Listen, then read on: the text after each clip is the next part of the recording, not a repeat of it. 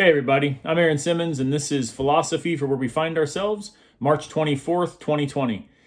Today, I want to talk to you about something that I think is relevant to all of us right now as we all find ourselves at home and wishing we were elsewhere, and that's desire.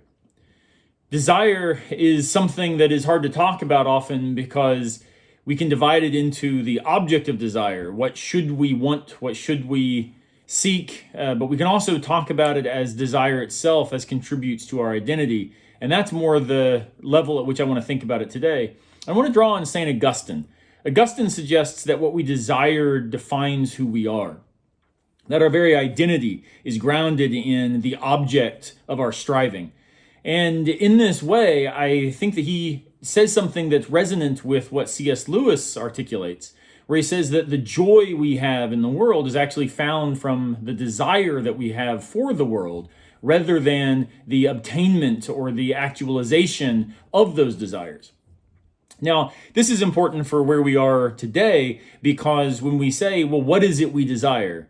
Right now, for me, I'd love to be getting some chicken wings out watching March Madness. I would love to be back on my campus at university getting engagement with my, gosh dang it, I'll just write there.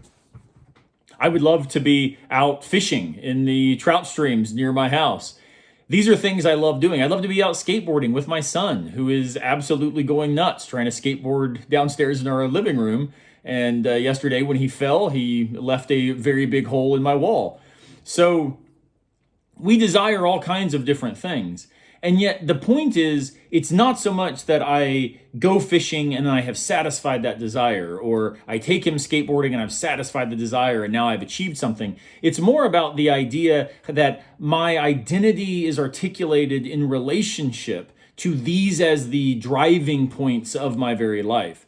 And so I was listening this morning to a talk by Rodney Mullen, who some of you may know. He was a famous skateboarder, basically invented flat ground skateboarding and freestyle skateboarding, and then later took it to street. He's created basically the vocabulary of all the skateboarding moves that exist. And in this interview, they asked him at one point why he got rid of all his trophies. He had won, numerous trophies, and he said, I got rid of all of them because I didn't want to be defined simply by what I had done, but instead I wanted to define myself in terms of what I thought was worth doing today. In the same way, Augustine's reminder that our desire defines our identity invites us to interrogate ourselves, to interrogate what it is we strive toward. For what do we work? For what do we save? As we're all losing money in the stock market, as we are continuing to get further and further behind on lots of things that we thought just a few weeks ago could not wait, we are also being reminded that there might be opportunities now to reset some of our desires. At the end of Mullen's interview, he says that the one thing that he wants is to be a good person, to be someone who has become and emerged as a good man. And notice that's not something that you're likely to pull off on a Tuesday or a Thursday afternoon. It's something that becomes, as Kierkegaard says of faith, a task for a lifetime.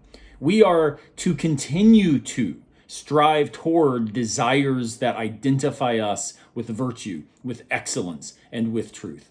So today, let me encourage you to desire well and yet to recognize yourself in that desire. If your desires are things that are shallow and superficial and things that you would in many ways be no longer interested in were you to get them, maybe it's time to rethink the desire itself.